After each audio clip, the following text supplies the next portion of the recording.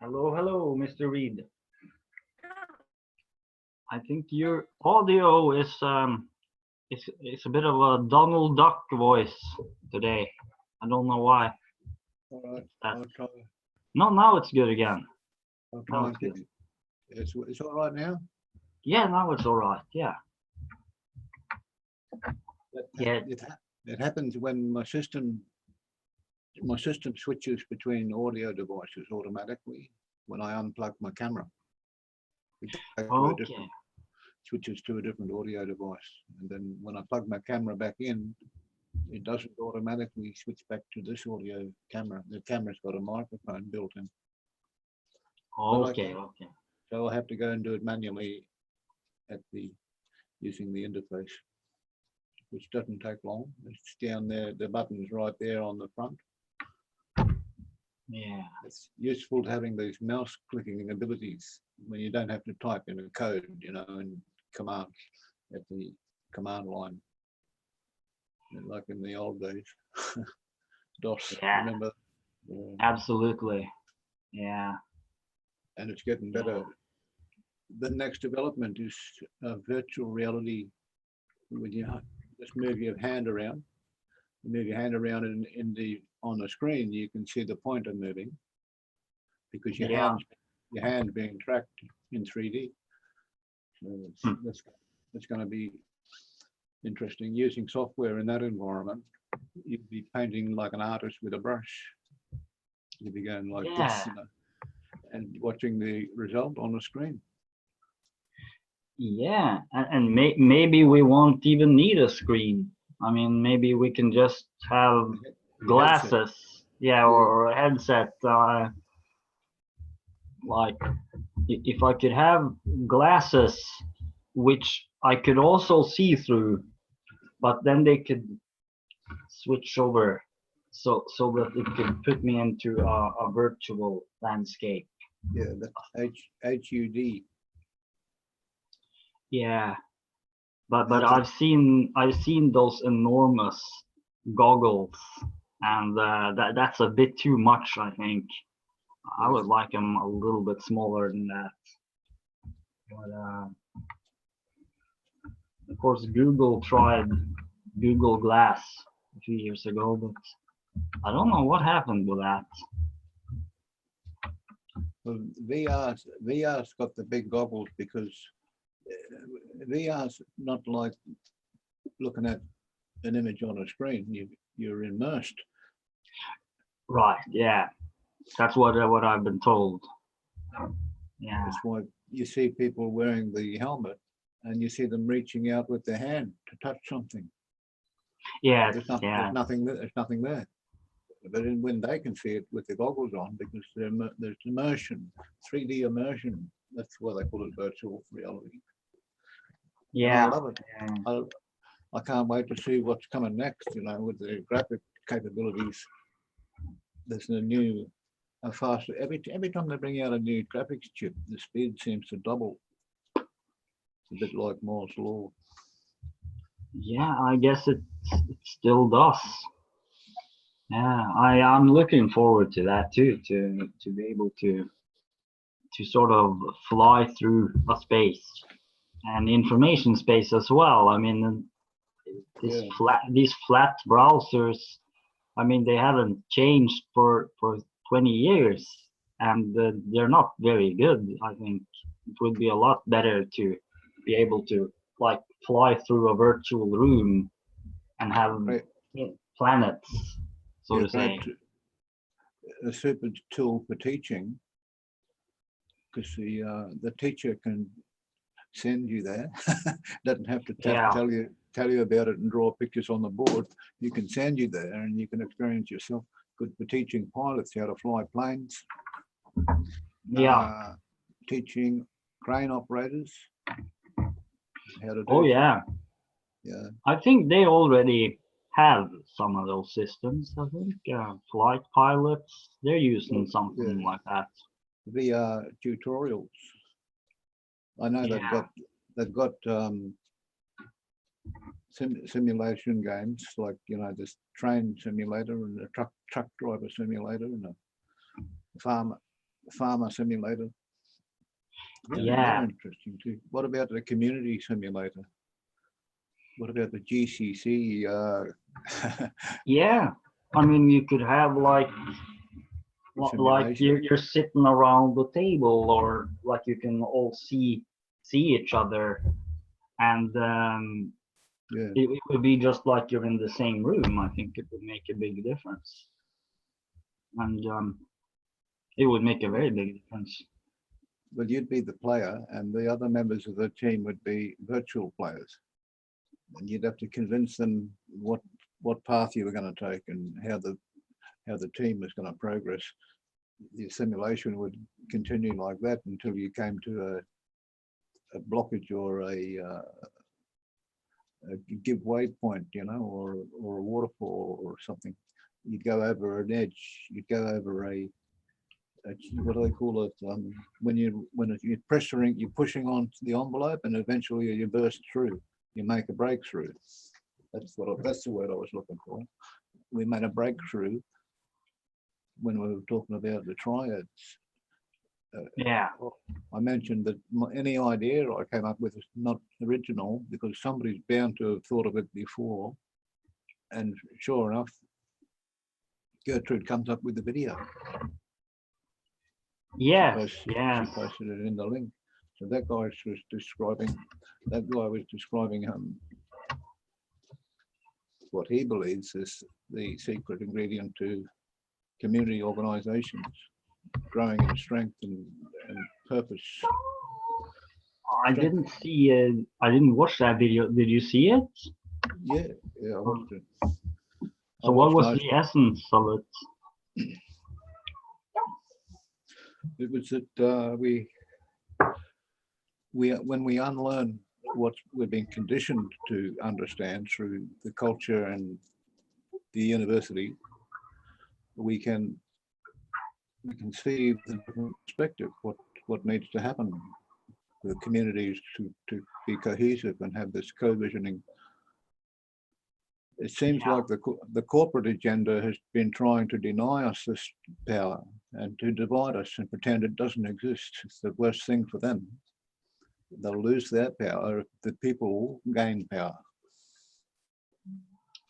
The balance, you know, the seesaw, the corporations are on one end of the seesaw, governments and the corporations, because we all know the corporations have got their finger in the legislation pie. Yeah, the laws the government makes. The corporations are essentially people, many people, and their activities kind of organized around a brand or a sort of theoretical concept. I mean, well, yeah, some of them are quite powerful. That's for sure. Multi-level marketing companies. Remember Tupperware and Amway? Yeah, absolutely. Yeah. So they're on one end of the seesaw, and on the other end of the seesaw is people like us, the community, real people in the community who don't have this corporate influence. Exactly. Yeah. That's it. And but as you mentioned, it might be at some point that one would want to have a partnership with some corporations in order to finance certain projects and initiatives. I mean, it doesn't have to be a corporation. I mean, it could be just investment bank or even private investors, or it could be crowdfunding. I mean, but when a few people get together and start something, the corporations will poke their nose in. If they see an opportunity, they're looking for opportunities, because most of the corporations have a requirement, and that is to get their message out there into people's faces. Yes, brand awareness and stuff. Yeah. If you've got a web page, then they're very interested in how much traffic that web page is getting, because there's an opportunity there for them to compete with each other to use some of your page's space. And that gets their message in the faces of the people who visit your page. Yeah, yeah. Well, I have a hypothesis. I've been thinking about it for a while, about the advertising model. And my hypothesis is that maybe it's actually a sound model, but that it's currently not being used in the right way. Because if a corporation, I mean, if it's an organization of many people and they're producing something, and they're producing something that's valuable, hopefully, then they have an interest of getting that message out. And I mean, that isn't in itself a bad thing if they're willing then to pay some money for some people who can sort of be ambassadors, or not, maybe that's a little strong, but sort of well, I mean, you could sort of say there are sponsors, and say a few nice words about them.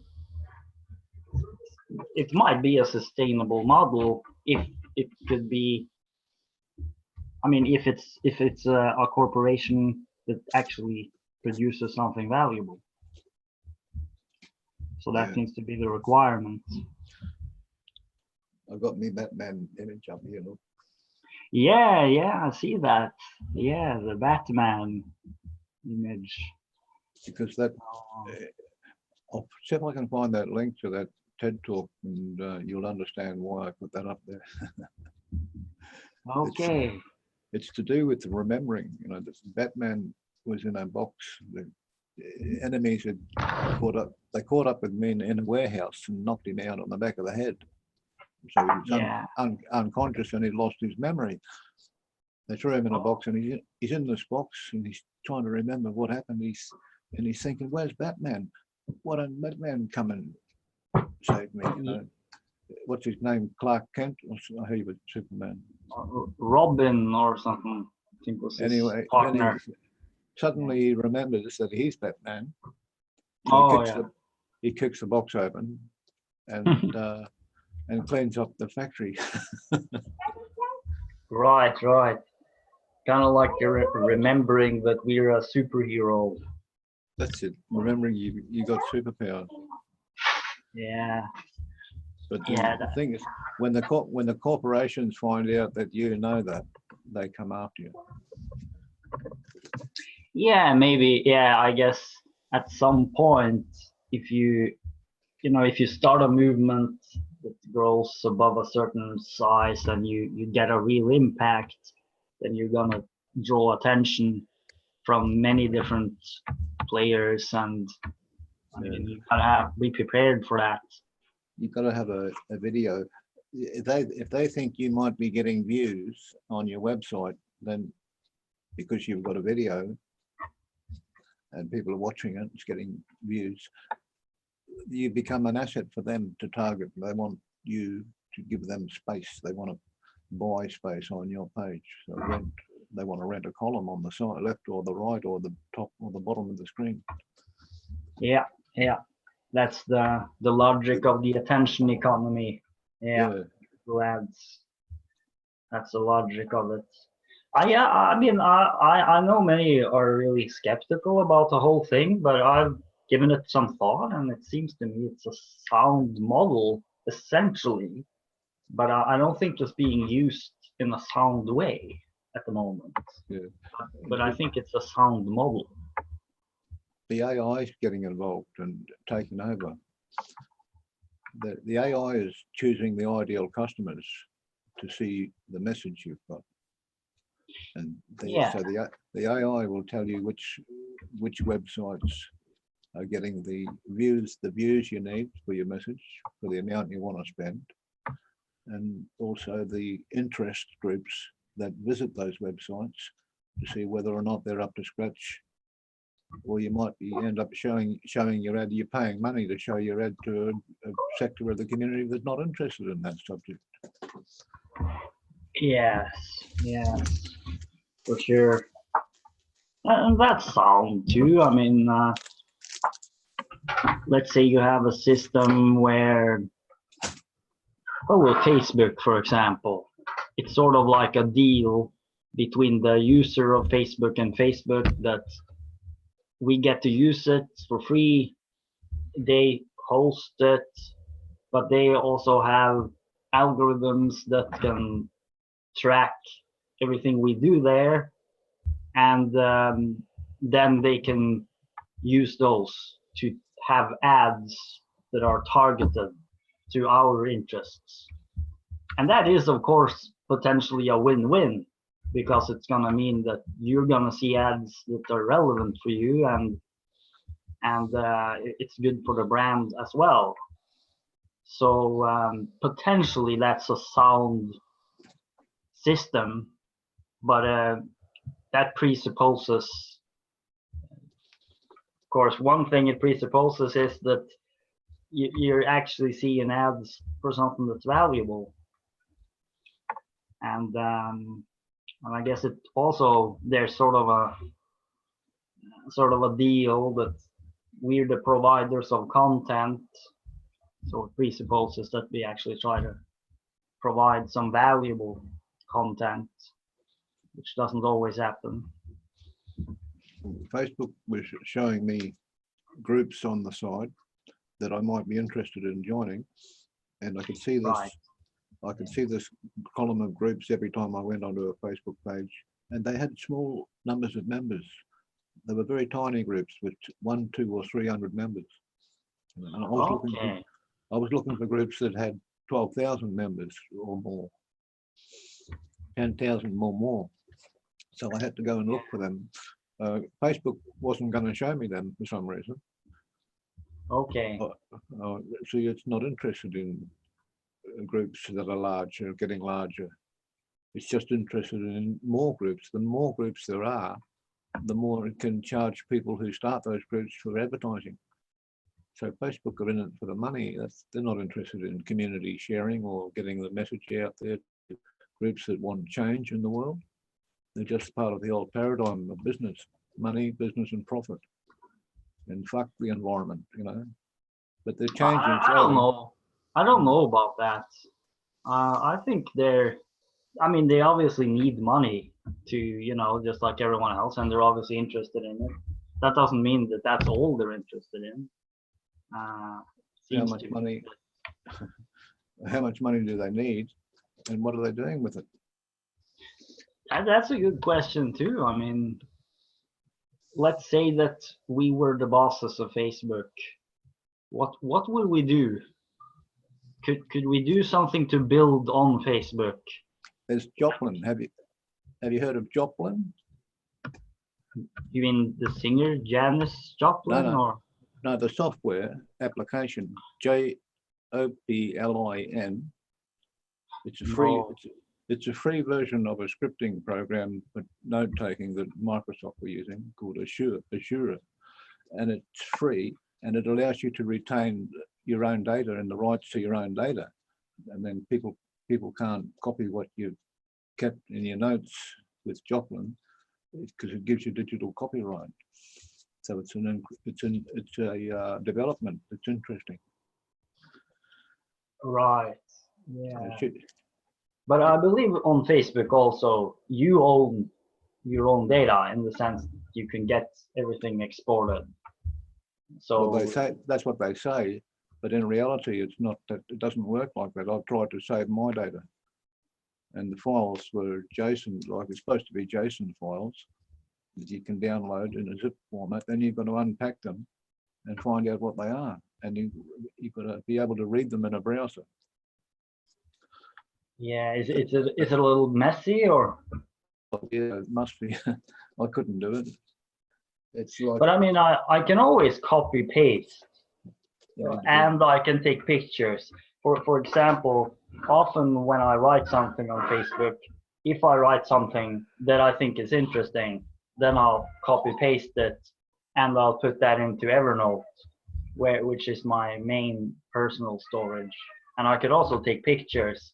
So in a sense, it's not difficult to retrieve your own data if you want to do that. But at the same time, when you're sharing it with other people, then it's not really your own property in a sense. I think it's a little bit strange for me to think of data as property. I don't really understand that whole thing. Joplin talks about Evernote. It says if you need an open source alternative to the Evernote note-taking tool, why not switch to Joplin? Yeah, maybe, but yeah, I never heard of it before. I mean, maybe you can use both. I mean, I'm using several platforms. Do you pay for Evernote? Yeah. Well, Joplin is free. You don't pay for Joplin. Yeah, but then of course, is it different? Is it safe? Is it when something's free, it's usually got strings attached, right? But this is just open source. It's like Firefox. Firefox is a free browser, but they expect you to contribute to the Firefox community. Yeah, but I mean, I don't have a problem with paying Evernote because, I mean, they're doing a good job, and I don't mind. I think it's good. I like supporting what they do. I mean, it makes life a lot simpler for me. They're definitely providing a value for me. I mean, I can put things on the iPad, and it automatically goes into the cloud, and I can find it on the computer. I can have audio, can have pictures. Well, I've never used Evernote. I don't know anything about Evernote, but when I read this article, I thought, wow, I can get this thing called Joplin and take notes and do it for nothing. Do it for free. I mean, test it out. It's worth me having a look. Yeah. I think it's Linux though. I don't know if they've got a Windows version, but I'll find out. Right. Yeah. I mean, there are all kinds of apps for note taking. I mean, thousands and thousands of them. I found the article. I found the item today in the magazine, and it usually takes me a couple of days to get around to sorting these things through and getting the links. There's always other things on the agenda. Not enough time and too many jobs to do. Yeah, that's always the issue, isn't it? So yeah, but anyway, I mean, one can use many of these things. I mean, I like Evernote because it's very simple, it's very fast, and that's very important. Something that's just super simple, super fast. You just click one, and then you open up a new folder. You can have as many folders as you like. You can tag each folder with many keywords. So then you can basically create many different lists. And that's a very practical function that you can tag all the documents. And I'm using the audio quite a lot. For example, I'm having these on, and then I'm having this, and I can just go for a walk in the woods, and I speak into the recording, and everything gets stored on Evernote. It's very practical. Right. And they can also, translate from voice into text. I haven't used that so much, but images, of course. So yeah, I'm pretty happy about it. Been a couple of times I've lost a few notes. Very irritating, but for the most part, it's worked well. If you can link between folders, that would be useful for a book writer who's got absolutely chapters. Oh yeah, absolutely. Yeah, I mean, if you're a writer, you should definitely use something like that. Hello, Thijs van der Veer. Thijs When the viewer, you hear. You know, is Sam present today or? Yes, Sam is here. He said he comes later. Sam comes later. He was a half hour delayed. Half hour or so late. Okay, okay. Yeah. Since the recording has already begun. But... Yes, he made a group recorded session already. He made a group message in Messenger Facebook. So if you open Facebook, you can see his message. Okay, okay, yeah. Well, I think it is half an hour already. Yeah, so, it's now time. So we'll. How many people are here now? 4. So far, just 3 of us. Me 3. and Alex and you. Oh yeah, Alex Reed. We've got a triad happening. Yeah, you're looking comfortable there, Vice, out in the grass. Yes, it's in the shade. It's almost too cold, but I can manage if my brain starts functioning much harder, because 20% of the heat comes from actions in the brain. So the more I think, the warmer I get. Yeah. That's the trick. I found the link. Put some difficult questions, and then my brains will function. Yeah, that's for sure. Yeah, this is library of TU Delft background. What? This is the on top library. of the library. They have a grass field. Wow, looks library nice. of the TU Delft. Yeah. It's good weather today. It's good weather here too. I should have been outside. Maybe I'll go for a walk later. I use the internet of the university. Right. Yeah. It's brilliant that we can use internet outside. I've even been to some small towns where they have Wi-Fi in the whole town.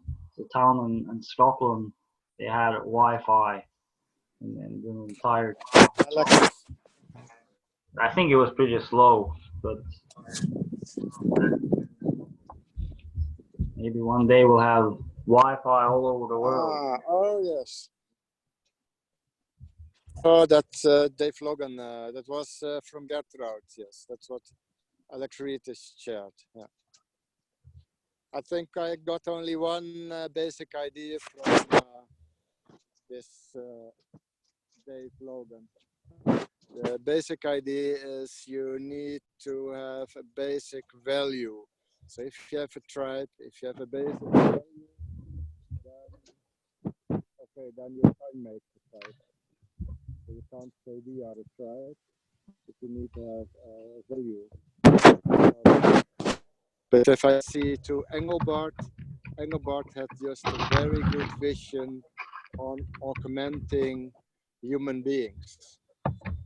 And in one of the quality was one of his interviews, he says, think of an elevator. An elevator puts you up and down, but what happens in society is much greater, because elevator enabled high-rise buildings and many meetings on many floors. So there is a much greater impact than just having the elevator moving persons up and down. It has an influence on society. So this is what he meant with augmenting human capabilities. Yeah, that's true. And I want to put such a message in the Wise Playground. So I'm still thinking on the hours, because I want to do it in very few words to make it clear what augmentations means. Augmentation of human abilities, human capabilities. Because if you have good strive for, so you have to think in advance. He was thinking in advance what I'm doing now, laying outside with a video conference and on the grass field, He was thinking about that in the 60s and even before. Yeah, yeah. Yeah. Actually, before you came, Just, I what mean, we need now Alex is as well. actually people like that. And at the moment, there's also, I'm going to see if I can contribute to a question from Tim Berners-Lee. You know Tim Berners-Lee? No, Not very well. Tim Berners-Lee is the guy who made de HTTPS dubbele punt slash. He's the World Wide Web designer. Tim Berners-Lee was in CERN. He was in Colin Geneva. Kilburn is here. Yeah, what Tim was Berners-Lee, he? and here's the question. And actually, he's What was he thinking, designing? hey, I don't know. So the efficiencies have to be developed on recreating the World Wide Web. So he has some, say, issues. We all have issues, actually. And so we have to rethink the World Wide Web. So I had a chat in midnight with Australia. Amanda Janssen is in Australia. At midnight it was, so for me it was 2:30. And then I had a chat with Amanda, and she's, so if you check up with Amanda, there are 3 made, say 47 pages to look in, and then to come with your vision on the World Wide Web, and then helping Tim Berners-Lee to refurbish the internet. So ideas have to come, visions have to come, cybersecurity, artificial intelligence, all these things have to be put into a sort of vision for the long term. And then you can start to see if something can be done differently with the internet. Well, that's happening. Great. It's happening, isn't it? And the long pages of documents to be read is not going to interest many people. That's why they talk about a video. If your web page hasn't got a video, maybe you're not looking for a wide audience. You're just selecting a small audience of people interested in a specific topic who are willing to read large amounts of text. That will be the development team, the security experts, and the people who are planning the operation in the administration fields, developers. Yeah. The people you want to entertain and attract to your tribe are looking for entertainment and videos. Over. Yeah, you'll need probably video. You need a good idea. You need a short video. You need a long video. You need a short writing. You need a medium writing. You need a long writing. Yeah. Probably what you need. You can do it. You can do a TED talk and then snap out a few gems from the TED talk to make a 2-minute presentation, which is what's required. Well, not what's required, but what's going to be of more value. Maybe even a map. Maybe even a cartoon. Talking about maps, Colin Kilburn is here. Hasn't been here for a while. Good to see you, Colin. Diagrammatic representations with live linking. Yeah. Before you came on, Thijs, I was talking with Alex a little bit about 3D reality, or sort of like virtual reality, internet, what that might be like. What's going on, Colin? Good to see you back. Yeah. No, I just popped in. So is Sam around today? I think he'll be coming soon.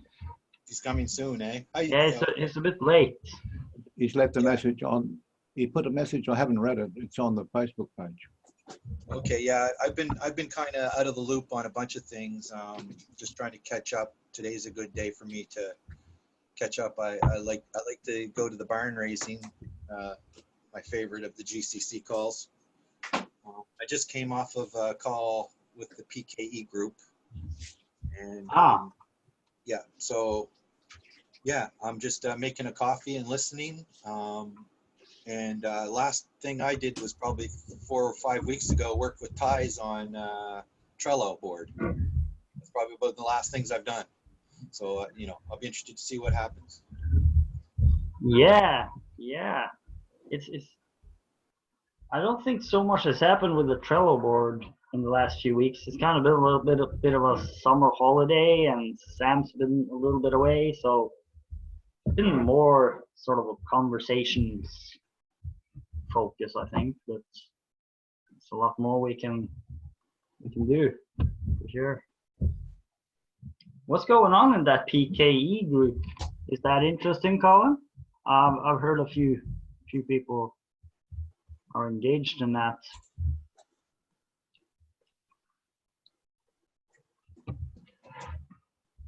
I think it's practical knowledge ecology. It's called. Yeah. Sorry, Glenn. I'm just in the other room making a coffee. I can hear you though. I'll come back in just a minute and let you know. Okay. Yep. Sure. Enjoy the coffee. Okay, Colin's answers come later, so he will listen. So the Trello board is for me not dynamic enough. So I don't. So I like things moving. It's such a dull page. It's not it's not moving objects, not making highlights. You can put in timelines and say now things have to be done, but that's all. So doesn't produce in itself new visions. So No, I when think we have to produce the visions. I think it's not going to do it by itself. Yeah, just by talking, just by listening, by trying to understand, coming to a common base.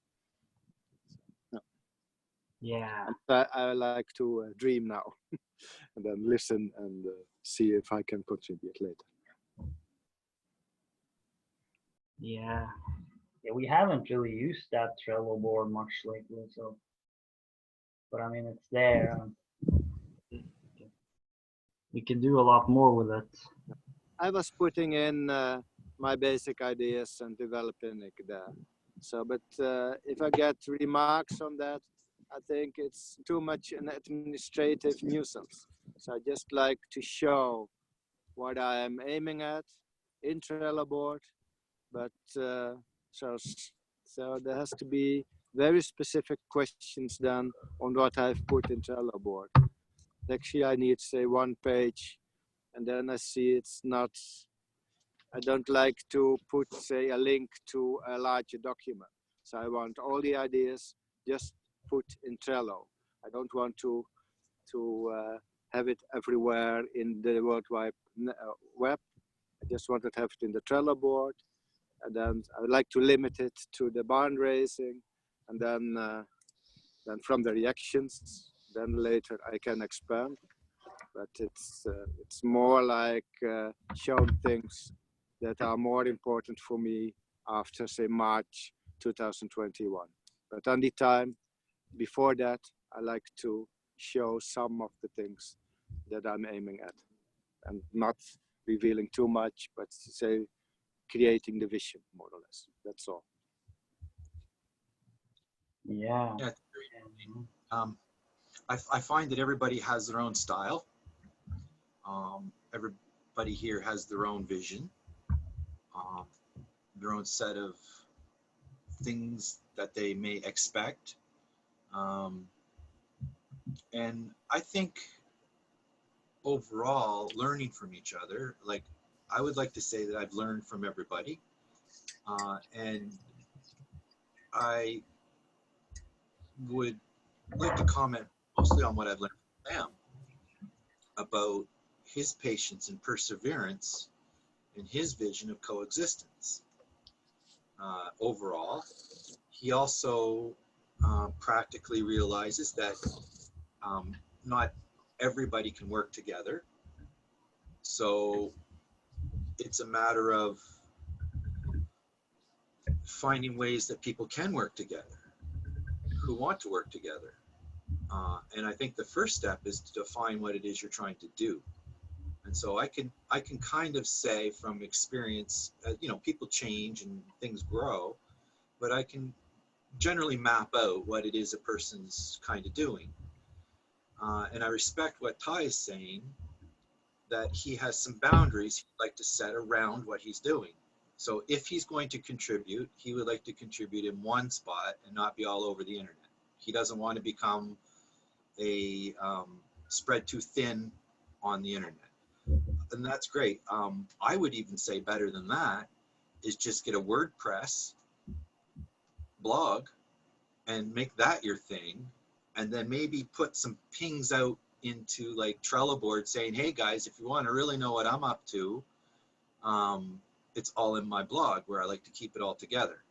And you can write one article after another. You can remove one when it's no longer relevant. You know, basically it's a good idea to keep your stuff together, but a better idea is to define what it is you're trying to do. Now, Ty's has this mysterious thing about March 2021. I've learned this, so I'm not asking him many questions about that, and I realize that's another boundary that he has. So understanding each other's positive direction, and I guess what analogy I'm coming to now is that we each all kind of have our own kitchen, right? We all make our own kind of meals.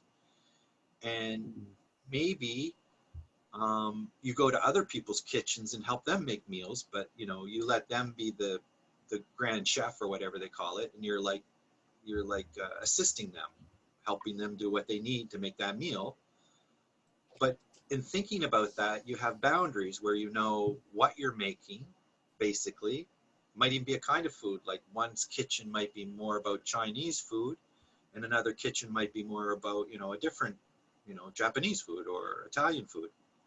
So you might have eaten make a lot of Japanese food, but all of a sudden you're tired of sushi and you want to go have some, you know, different kind of food. So you go but when you go, you don't take and say, well, you're going to have to use all the Chinese tools, because now, you know, basically you have to have boundaries so that when you work with somebody, you don't take over what they're doing and impose on them. So I think it's our own responsibility to define what it is we're doing, how people can help us, what kind of help we're looking for, and how we can say, that's enough help, I don't need any more help from you, you're not helping me. Because if it's just a big general thing like we're all the GCC, then, you know, everybody might be looking for the steering wheel, when I envision a whole bunch of basically the GC's like a theater, and each person puts on their own movie in their own, so you could go to one of 5 movies.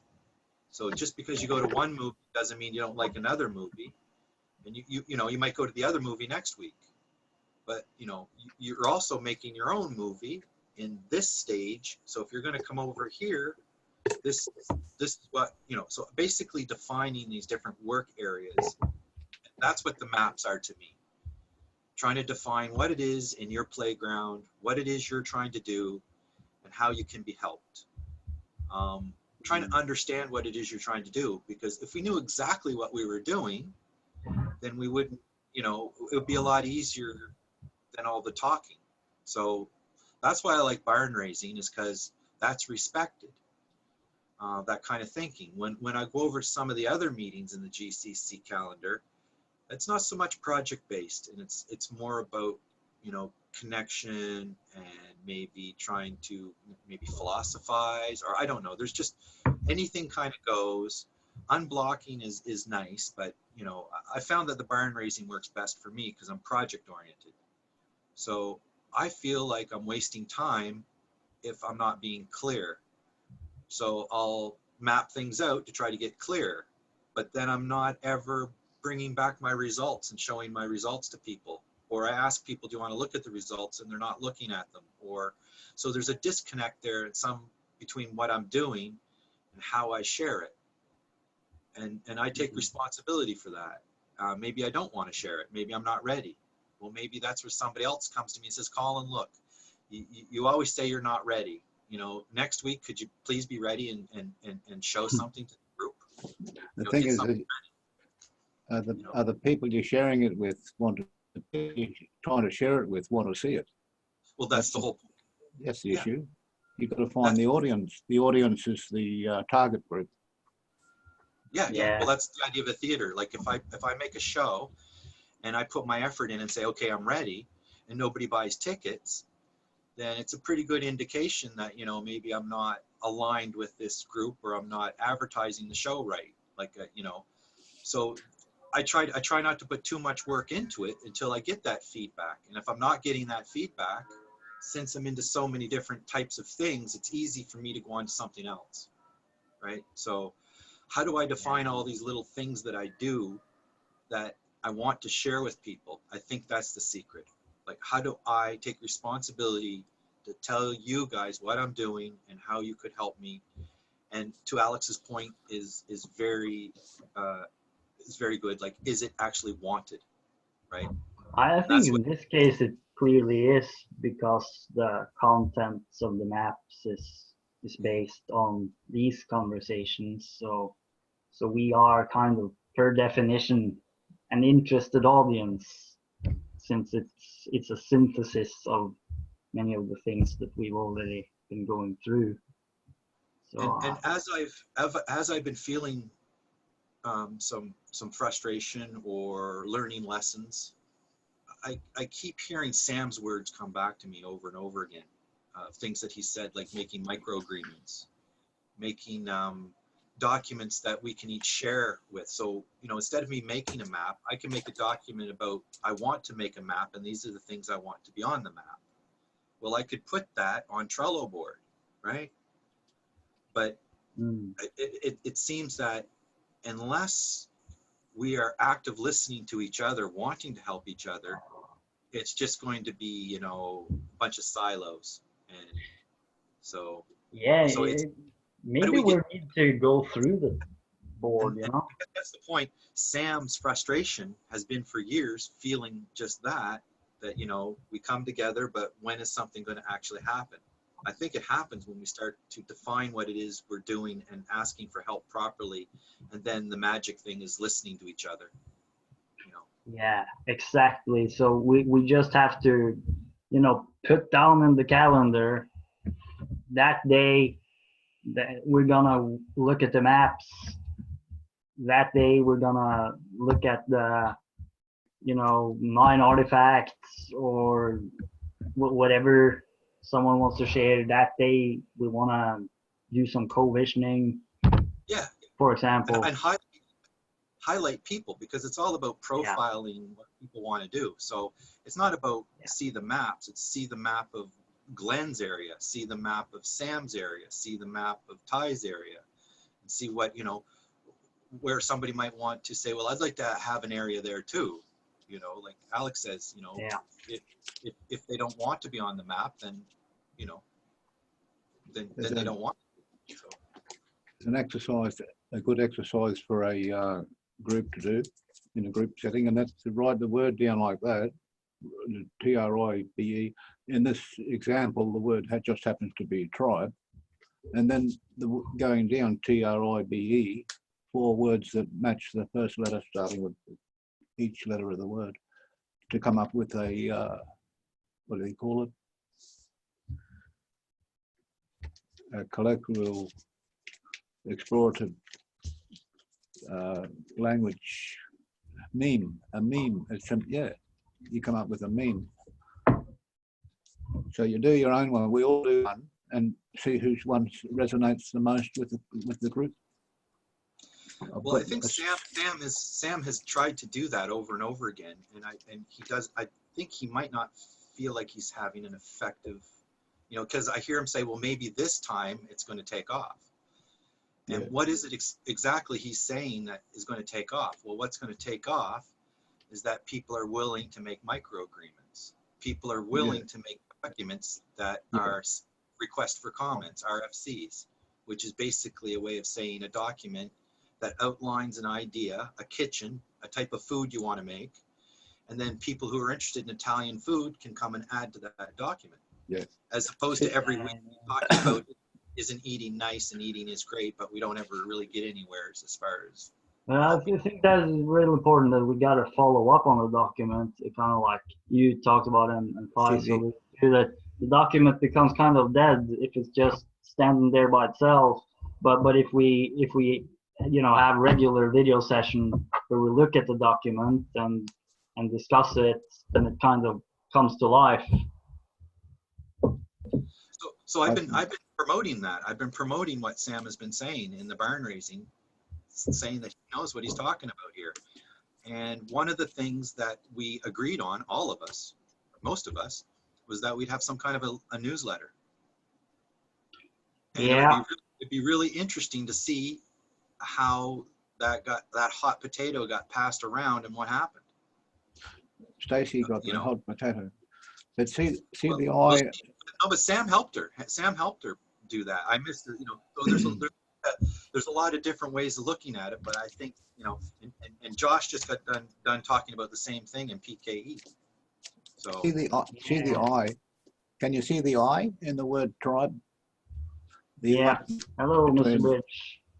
The I stands for initiative, and the E on the end stands for evolving in my lexicon so far.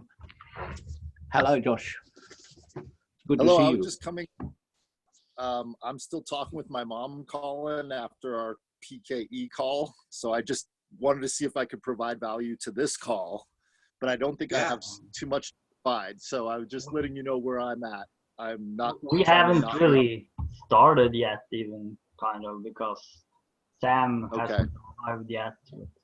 But Colin was asking about the newsletter. Yeah, that was pretty interesting. I think for Stacy, she's gone into her own idea, which I don't totally understand yet, but would like to know more. And it hasn't really been produced any newsletter. I mean, I've produced the closest, I guess, kind of like a few summaries of a few of the calls, and that's good.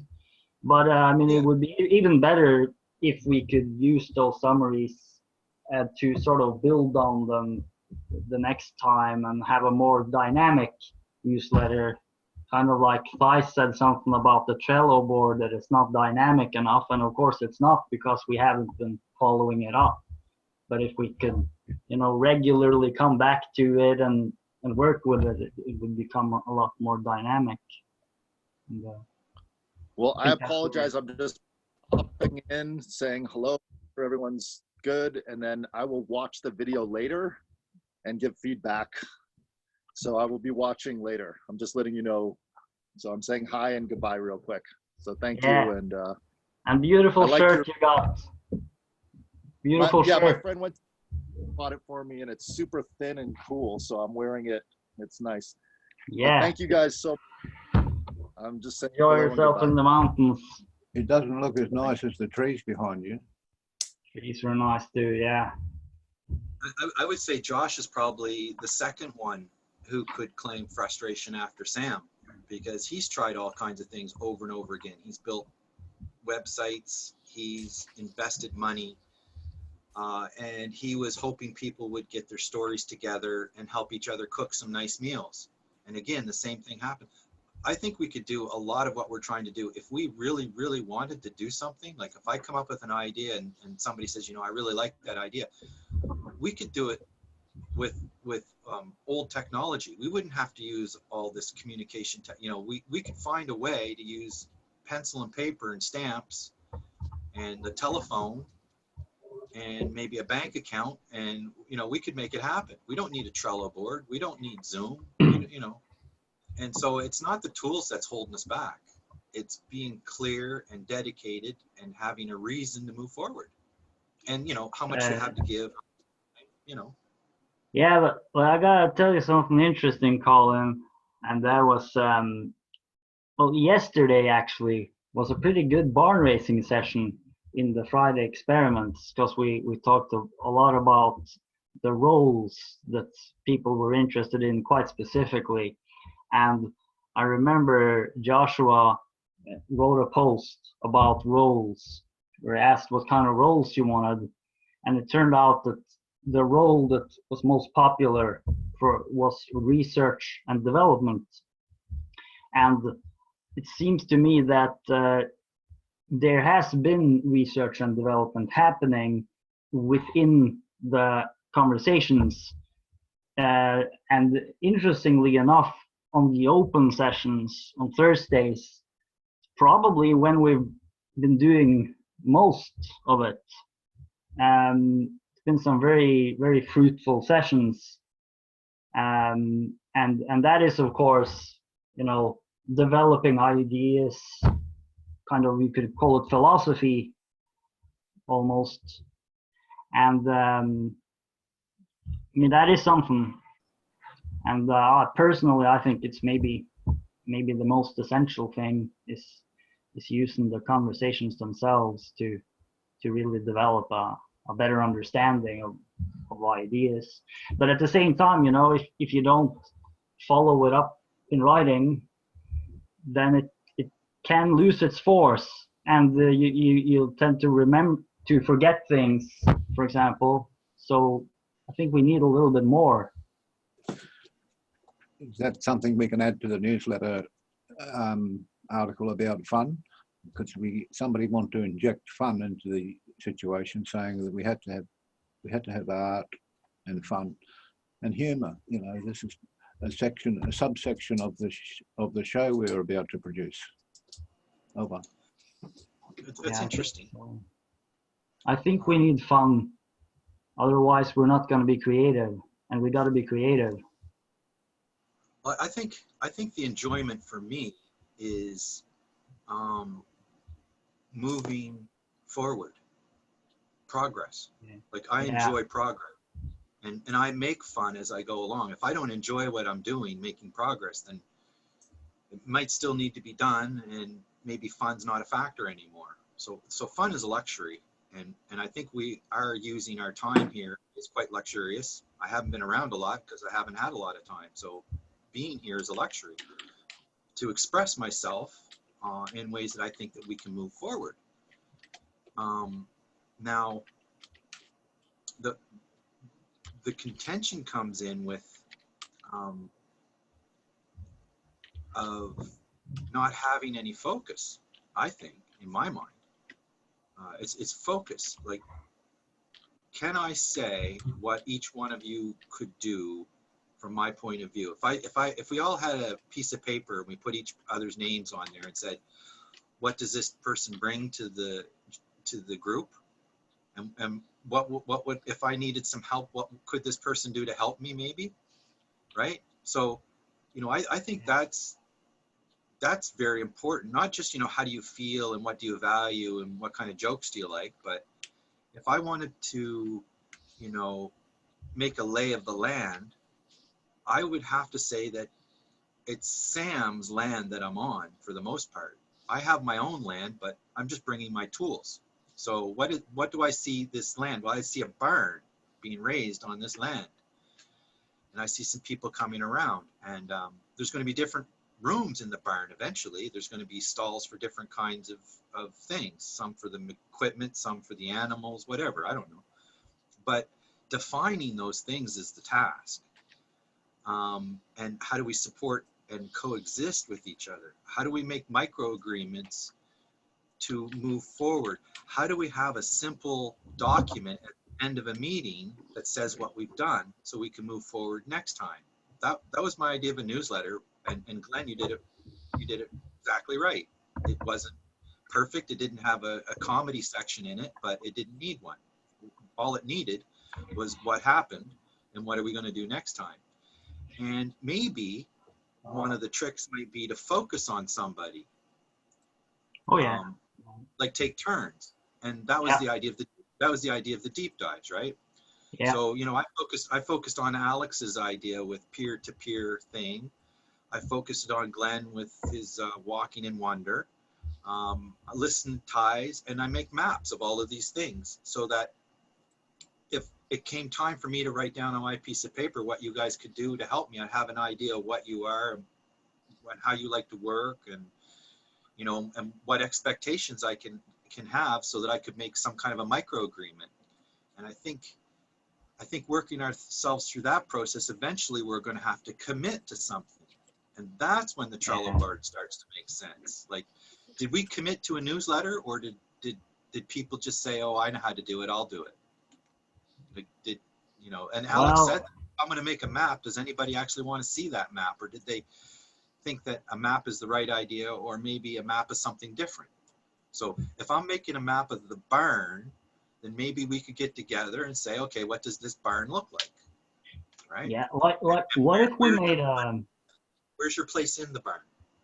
What if we, for example, what if we made an agreement that we take a session, let's say next barn racing session, to go through those maps, because you have a lot of material there, and then each of us can sort of in real time put things in, or make certain adjustments if we think, okay, I would maybe say it a little differently, and that would definitely move things forward. We actually tried that once. I remember doing it, and we were going through Sam's. Again, I'm trying to highlight Sam because he's got a lot of thought in this co-governance thing. Like, we could talk about a lot of things, but I think Sam has the main topic, the overall thing that we can each contribute to. He's making room for all of us. So he does, by following Sam, we're not counting anybody out. So I started to go over Sam's stuff. I was doing some maps and also sharing Sam's workflowy maps. As I remember, we were going through his workflowy maps. And if I'm not mistaken, it was Josh who got upset and said, look, we're wasting so much time focusing on Sam. So the problem was maybe Josh, he may have been right, but the problem was we didn't agree, I think, clearly enough to say that that's what we were going to be doing. So I started to do a mini deep dive on Sam, and not everybody had come to the show to have a mini deep dive on Sam. Yeah, you've got a melting pot. You've got a melting pot of ideas and volunteers. This is the issue. When you want an idea to flourish, you have to take the group of people aside and plant a stake in the ground, sort of thing. It's got to be a sprout and a branch, a sprout or a twerk. Yeah. It needs to be followed up too. I mean, for example, is there a map in the Trello board which is called SAM, which has the things, because he had several deep dives. He had I think almost 10 or 7, 8. I mean, a document should have come out of that. I mean, yes. if a document doesn't come out of that, then we're not doing it right. I mean, if you're gonna do a deep dive, you have to have a document that comes out of it, and it has to be a well-written document, and probably have to return to it many times and improve it until, for sure, the person themselves will have to be happy, but probably maybe everybody could be relatively happy about it. Then you'd have something. That would be something. You know, you've got the documentation, Glenn, but you've also got the video. You've got the deep dive video. I think the documentation is important. Is secondary to the video. The live video is the action that people want to see, listen to, and respond to. It's the document not going to interest anyone. Who's going to read it? I think you need both. You need both together. If you're lacking one of them, it's something very essential that's missing. You gotta have both. I just said it's not primary. It's secondary. The document is secondary. The primary thing to get right is the video. I don't think we can say generally the video is ahead of document. I think each type of meal that you're trying to create could be different. I like to think more of another indicator of the idea of the newsletter was not to go back and spend 2 months and make this perfect newsletter, but can we quickly, in the flow of what we're doing, without taking any more time out of our day, spending time with our family, in the flow of what we can handle, what we're already doing, can we summarize what it is we're trying to say and put it in a newsletter and do it in the flow. In the flow, I would like to emphasize. That's something I got off Joachim from over at DigLife.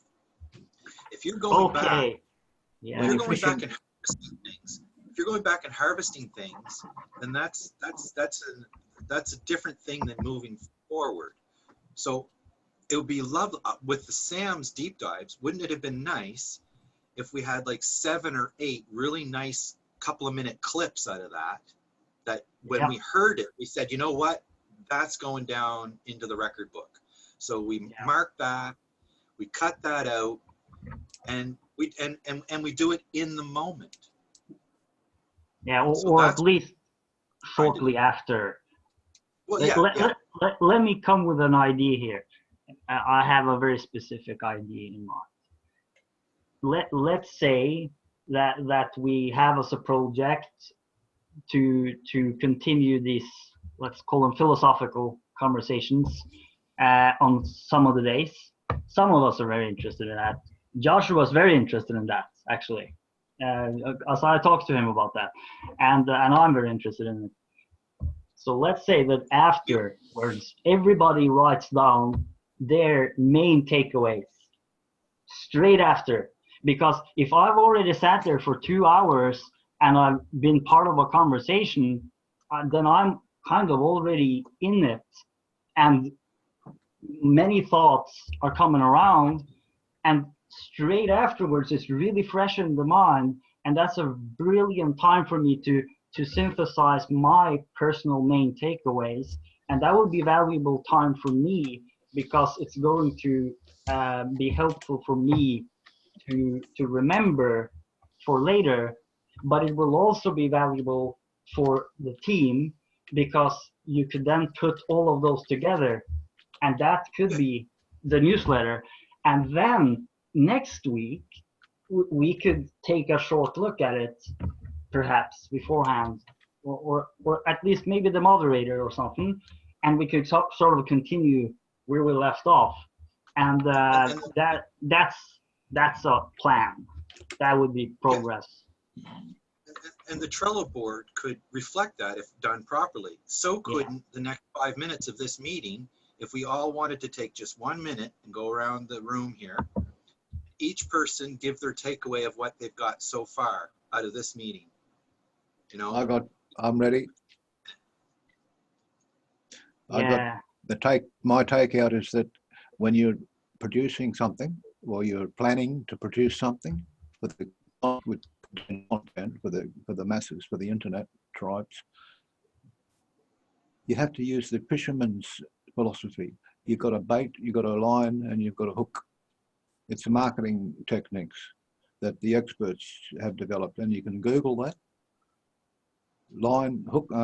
Bait and hook marketing, because you have an ad, an advertisement. It's flamboyant, but then you've got to define whether or not what you're trying to do is to sell something or to form a group that's an activist group with a common purpose that's trying to achieve a certain goal, because they're different areas. So that's how you start. That's the beginning.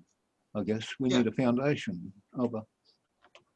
Yeah, so that's basically fine tune your message and present it and promote it properly, basically. What's your takeaway, Glenn? My takeaway is that the foundation of it is the meeting itself, and to have a good conversation with presence and interest, and for example, fun would be a typical sign that it worked, and really interesting themes that we explored together. And after that, if each of us went through it, if we wrote down our main takeaways and shared that in one document, then that would be useful for each of us personally, because for various reasons, but it would also then automatically create this newsletter. I mean, that could be the newsletter. Maybe we didn't have to do anything more with it. Perhaps we could if we wanted to, but the point of it would be a very valuable document to just put down the main takeaways of each people, especially if you just write it straight afterwards and just what's in your mind, like what's the most important thing, that could be, and if we then can build on that incrementally over time, like compounding, there would be this compounding factor, so that we could sort of continue where we left off last week, in a sense. So we could then go deeper and deeper and deeper, and we could expand the ideas. We can make the ideas more crisp, more well formulated, and it could become some very specific visions. It could be roles of projects, micro agreements we could do ourselves. So it could really become something substantial. And yeah, that's sort of my main takeaway. And then the Trello document as well can come alive. And then if we also then during the conversations sometimes periodically return to the document, I think that's maybe good for the barn racing. And we look at the maps and maybe the Trello board together, and maybe make some adjustments, live. Then that would also reinforce this process. So it could be this flywheel effect where we just continue building and building and building and building, and it then is this emergent grand idea that just grows organically out of the process. And I also think it's going to be incredibly fun if we do it well. It's going to be really just fun and incredibly interesting. Okay, well, that was a very long 1 minute. Yeah, sorry. Yeah, it was a lot of stuff. I want to just sum up pretty much everything. Well, you said a lot of the same stuff that, we're reiterating the same message of focusing and aligning, and then you added to it, then you could really get into an R&D project and dive into that. Yeah. Right? If you had a focus on what direction you're going in. So again, same message, just a different way. Thijs, did you want to contribute maybe in a minute what you think the takeaway of how we could coexist and raise barns?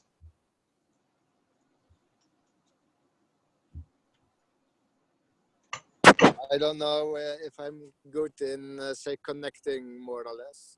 So I'm still, say, on my own island, listening, seeing how I can connect. So one thing that you said was interesting, that is try to get the WordPress out. So make an article. And actually, I didn't go to a meeting yet, but Josja was able to connect me with the WordPress group in Rotterdam.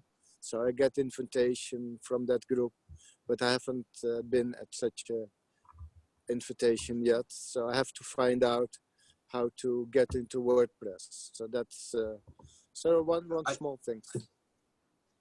I think that's wonderful. I think that one of the things that we agreed to was to build a newsletter. I think another thing that we kind of pseudo agreed to is to have a way to speak more clearly. And so we did start, and I made a map of all of the technology that Josh has done as far as, where the website is, all the different pages on the website, the different personal sections, the admin section, and then the satellite website, which is personal WordPresses. So I would say start with the personal WordPresses, okay? Because if you can't make an article on what it is you're trying to say or want to do, even if it was what Thijs just said, I don't know, I'm just listening, I'm going to find my way. That's exactly what I'm doing, making these maps, listening to other people, how I could contribute. But I think jumping from one idea to the next idea to the next idea without planning it is very chaotic. So Sam really spoke well when he said, look, I could turn this conversation very serious. There's global warming and there's all these major problems in the world which we should be discussing, but we don't. I could dominate the conversation and do that. Well, that would make a perfect article for Sam to write about what his impressions of global warming is. Maybe August could be global warming month for the barn raising. So you put 30% of your effort into the global warming thing under Sam's, and then you put your 70% back on your own blog, right? So you're most responsible for what it is that you have to bring, and that's where you're going to shine. And so if you don't know what it is that you're trying to bring, I think that's what we can help each other figure out, you know? And in the end, for example, I'm very type of person who doesn't expect to own the project. I expect to be a teammate. I expect to bring my skills to help in a certain area, solve the problem. But number one is to understand what the problem is. And that's why I'm making maps, because I don't understand what the problem is. Or yes, I do, yes, I don't. What was the problem I first tried to tackle at the GCC? The problem I first tried to tackle at the GCC is how to navigate these random conversations in a map. How would I build a piece of software so that we could say, this is very important in this video right now, push a button, and then without much effort, have that go into the newsletter, right? And then next week, so if we can keep our focus pushing our agendas forward with support, then we get somewhere. If we're just here to philosophize, then that also is valuable. But Wait not a so minute. much. Wait a minute. I think this is the point, you see. This is the point where something's being missed. It's not just to philosophize. We have to develop a new philosophy. Sure. That's the point.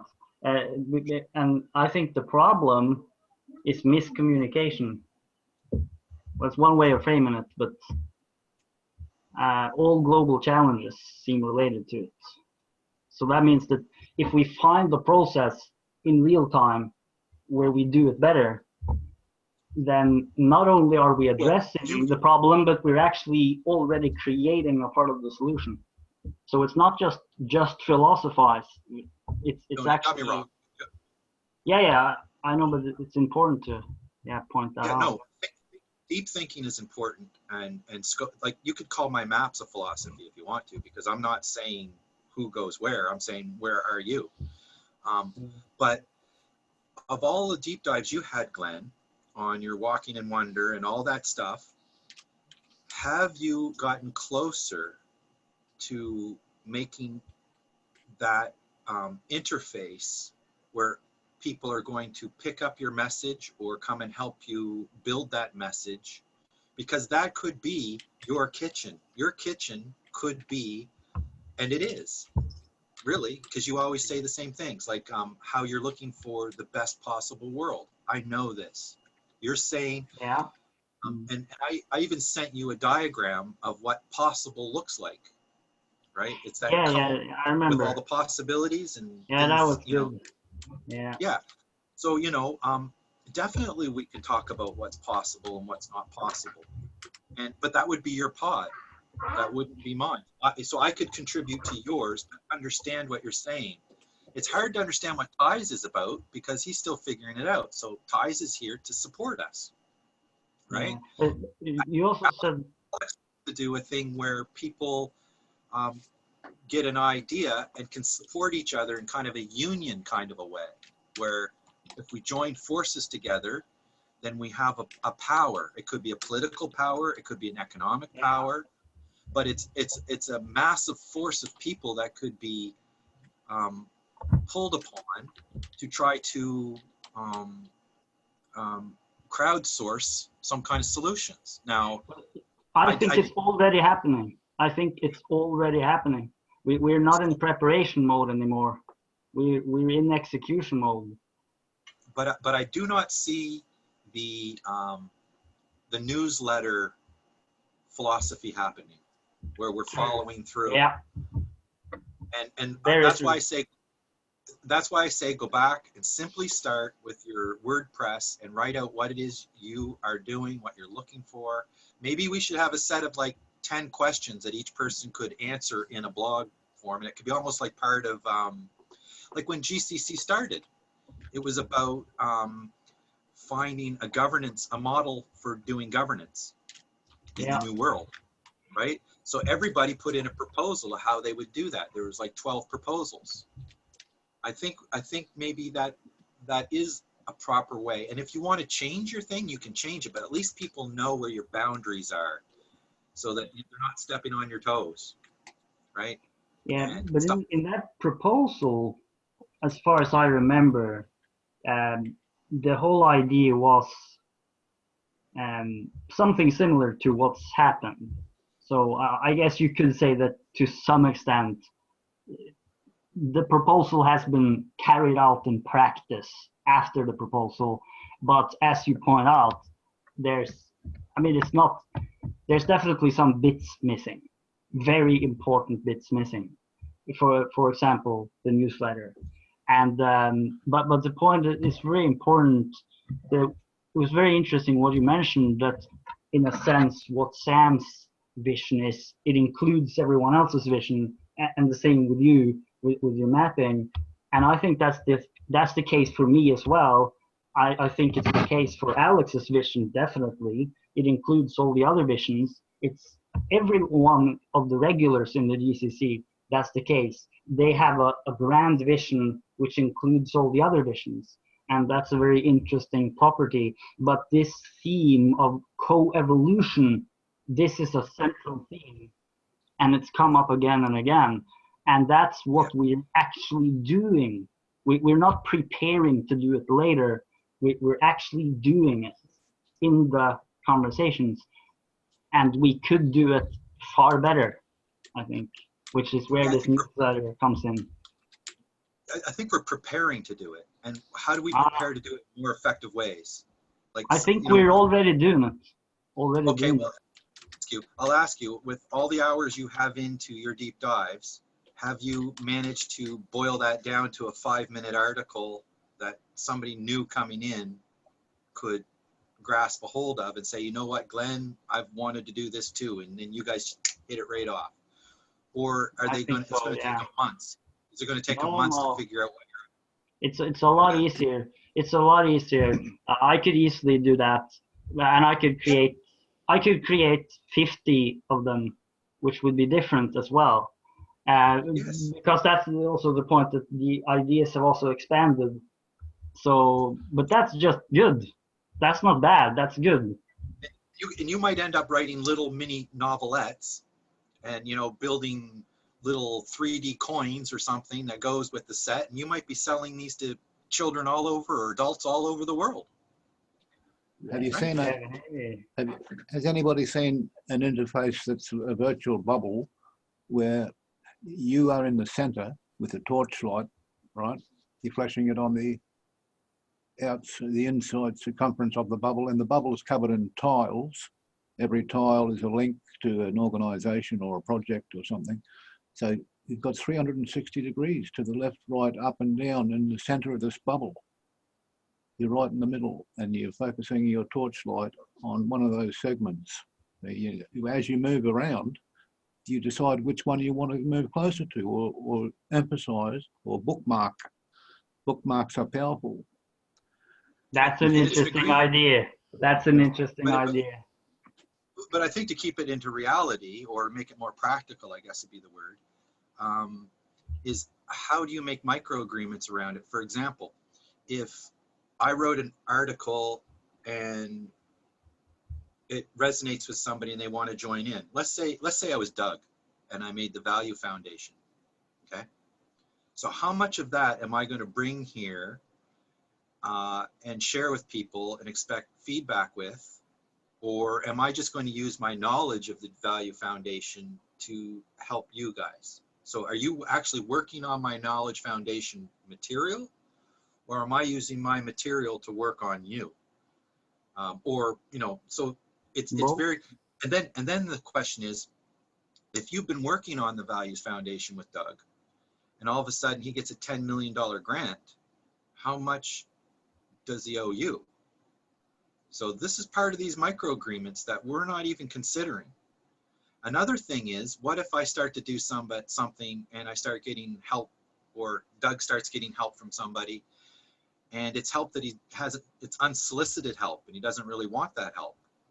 So it's difficult aligning your message and just being open to people and trying iterations and not assuming too much. So that's why I'm saying building these boundaries, because practically, how can it survive if it's not funded with value of some sort? Otherwise, we're just a club playing, we're just playing, we're just out. At some point, we would need grants, but at the same time, before we get to that point, we have to be at the point where we actually can create that 1-pager and the 5-pager and the 10-pager and the 1-minute video and the 5-minute and the 30 minutes and the 3 hours and the freaking 50 hours, because this needs to be something so big that it includes the whole world. And so the thing is that we might also take into consideration that it takes a person, I don't know how many years does it take to get a doctor's degree in mathematics. It takes a few years. It's a lot of work. Here we're trying to figure out a solution for the whole world. I mean, it's a very, very, very, very massively big project, and it's naturally something that will take its time and has to be reiterated. But at the same time, we can have a process. They say good things take time, but I say everything takes time, except the things that happen in the instantaneous moment. Because time is what stops everything from happening at once. Yeah, that's right. Yeah. And one thing that Sam told me early on was that as he measures that, he's looking at if progress is happening. The way he measures it, because he's taken responsibility for what he's doing, and he's willing to put time into people who help him move his things forward. So if you're not, then you're going to be getting basically naturally less aligned. So it's our own responsibility in finding and respecting alignment. I don't think that I'm trying to solve the world's problems. Glenn does. There's a misalignment. But does that mean we can't work together? Well, if he assumes I'm trying to solve the world's problems, then no, we can't. But if he realizes that I'm just going to help him build some software to help him get his message out, or maybe help him with his 3D coin set, right? His magical infinite value coins that he can give to special people who win the lottery or whatever, this proper marketing message that Alex is talking about. And those videos of the 50-hour videos that Glenn has that I was saying earlier aren't as valuable, become very valuable for somebody who's interested in what Glenn's doing. So it's not so much interesting for the newsletter, but it's very valuable to have it because yes, people do love to see video and people in video. That is true, but it has to be on point, on message, digestible, and not taking more time away from you. Right? Absolutely, yeah.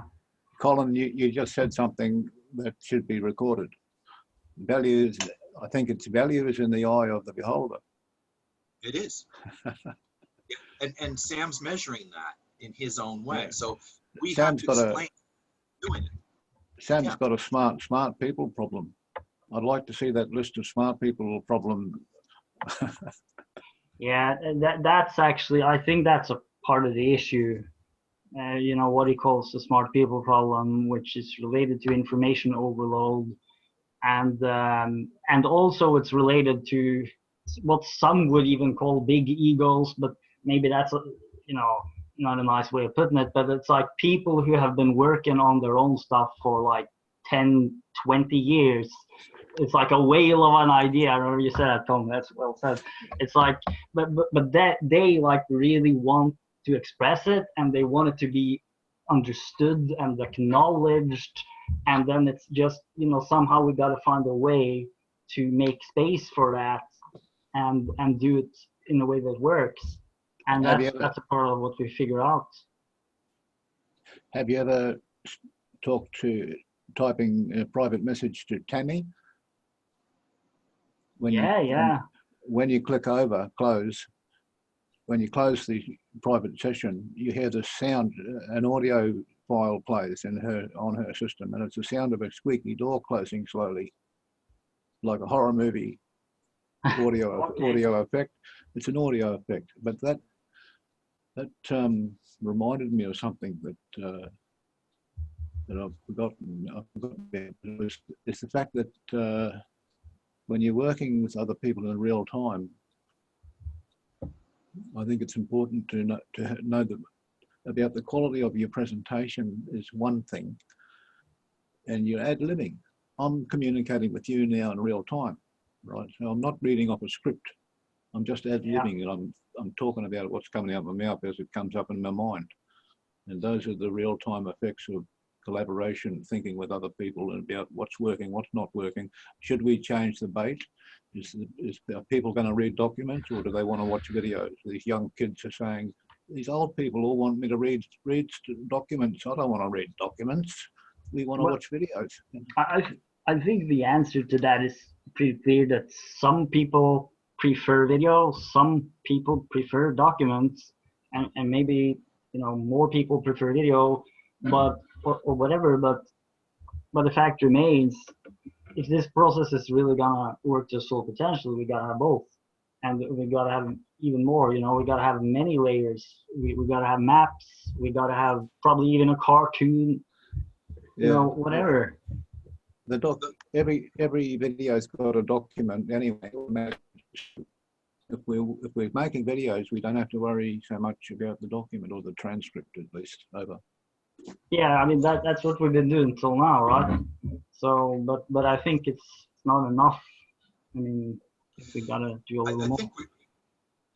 I think we fall into generalization analysis paralysis, where we're generalizing, like, you know, you can easily become overwhelmed with the world's problems, or overwhelmed with the size of what, you know, especially in your endeavor, Glenn, like to sit down and do a 5-minute video and be concise about what you want to do.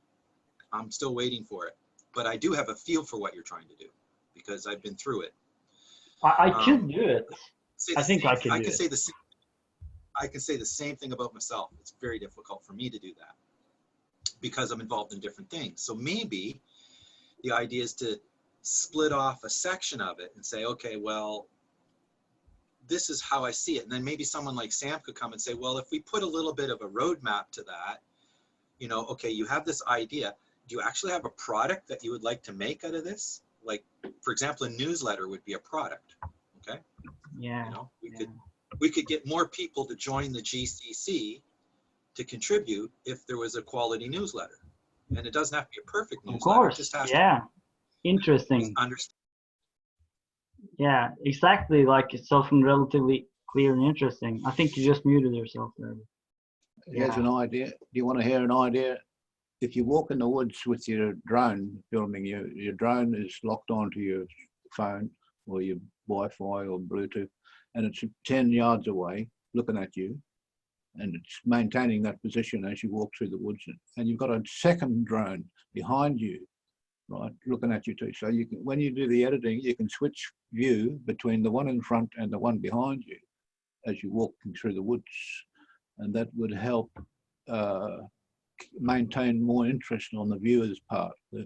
Give the viewer something to distract their attention so they don't click off and go somewhere else. Just adding different viewpoints of what's happening. You know, it's a technique, director's cameraman technique. Over. Yeah, that's very specific advice for Glenn, and that's valuable. I remember you mentioned another advice once concerning my videos. You could have like still images that move, and I think that might work quite well. But I just wanted to mention because that's called a gimbal. Yeah. It's just to what you mentioned, that maybe like you don't focus like on, let's say, saving the whole world, but you have some ideas for specific software, let's say. But to that I would answer two things. First of all, you are obviously a part of the global scenario in any case. I mean, it's obvious, but it's worth pointing out. But also that this idea of profiles and maps, I think, is a very crucial ingredient. It's incredibly important. And if we have a really good system to profile people and have maps of people, which can really bring out their values and their skills and what they're most interested in, and facts as well, true facts, that would be a powerhouse engine, which would just open up a whole range of possibilities. For example, possibilities of organizing teams that can work specifically on very practical things, because we can't work specifically with everybody. That's not physically possible. But you could have a system where you have like this open conversation space, and then you have this system in the background that can generate profiles out of that automatically or semi-automatically. I think that semi-automatically is most relevant in the short term, and it's pretty interesting too, because it would actually be a tool for engagement if we personally contribute to those profiles. But the profiles and the maps, they are a crucial ingredient in any global governance system that makes sense, and they're a crucial ingredients also in the process of the transition. So there's definitely some clear overlaps there. The map. Oh, go ahead, Alex. If I wanted to find a sentence somebody said in a clip or a document somebody published that's related to what we're doing, I could probably find it on one of Colin's maps, and hopefully it's hot linked to the item. Over. Yeah, that's a good point. My maps were experimental. They weren't meant to be they're not validated. So that's part of the feedback to validate them. So, the value you get out of my maps is more 40,000 foot view. And that leads me into what I was going to say, that you were saying video versus document. Well, what Sam was doing was taking the videos and getting the transcript document. It's very interesting because, with a little bit of programming, I can find out, how many times a certain word was mentioned, like my name or a certain project. And if we were ready to harvest like this, then we could put little markers in the video. Like I could say, knowledge maps, profile, feedback. So 7, right? That's so a gem. right there. You know that when we could search this video for knowledge trail, profile, feedback, and then the next number is what number I'm on, right? So you could look that up in the transcript and then go to the video at 1 hour 32 minutes and hear all about it, right? So that's context, and the idea of having the drones fly and see what you're doing is a neat idea, but wouldn't it be nice to know that the video you're looking for is when you actually were entering the woods was the video that you wanted? So it's more about what piece of video and what your message was. So not just the technique, but how to harvest it. So I'm saying we should try to harvest in the flow. And I think that is the mark of our success. If you can make the job of the data butler easy. That's one thing I learned about doing these maps. If I want to map a conversation of the GCC where there is no flow happening that the data butler is hooked into, then it might take 2 or 3 data butlers to make an accurate map. One going to be not able to do it by themselves. But if you have people participating in the flow of what's happening, like preparing to have a newsletter, owning your message and promoting it properly, I think that's one half. And the other half is, how do we have people to help us find funding and value to move these things forward? Some of those things, I would say, is how do you do it yourself? How do I get interest in my maps should I ask the GCC, do you want me to do a mapping day on SAM, and is it worth 500 GCC credits? I don't want money. I just want us to make our own value system, like Tammy was going to do with pennies one time, right? So do I get 500 for that? Yeah. And Yeah. everybody agrees, and I do it. And while I'm doing it, I feel like you're actually giving me value. So if you say to me, well, I would have gave you more if you would have done less of this and more of that, then that's going to kind of help steer me to where the value is. And then I would, then you can say, well, do we need the credit points though? I wonder if that's superfluous, because I think that's a sort of a that's a sort of an illusion, because it's symbolic. It is. Yeah, and it can create problems, because that can become the main focus, sort of collecting. Well, that's what you call gaming the system, right? Like if somebody finds out get one, so that's going to happen wherever you go. So if we don't have trust in working together, then it's all for naught anyway.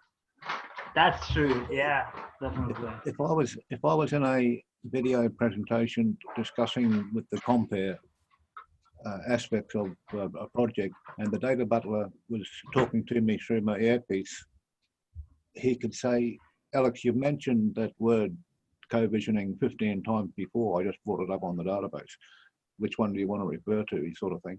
And as I'm in the conversation, I can say to this guy I'm talking to, this is not something I haven't talked about before, for example.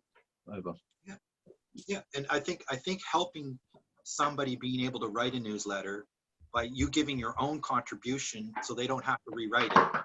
And you could say, you know, I said that really bad last week. I worked on it. This is what I want to say. So I could say, newsletter, colon, entry, start now. And then I could say it.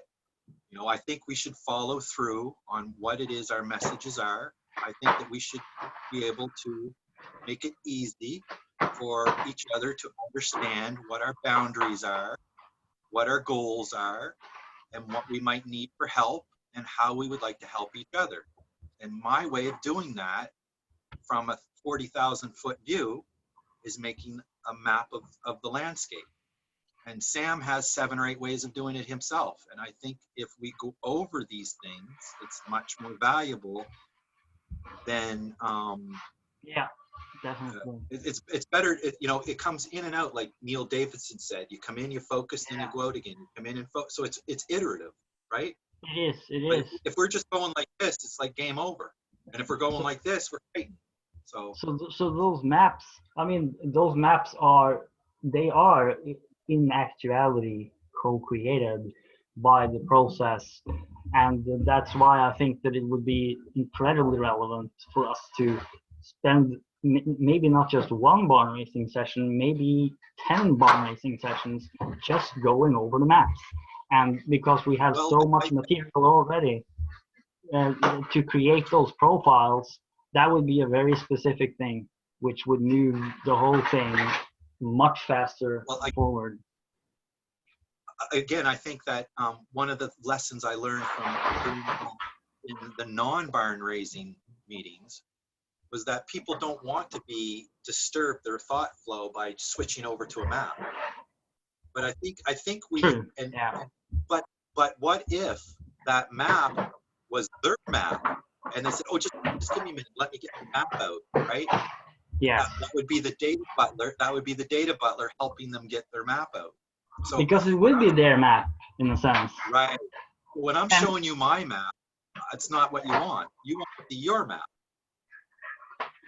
Well, if you're showing your map of me, let's say, or a part of something that I've done, or something that the others have done that I'm also interested in, that would be relevant for me and for you.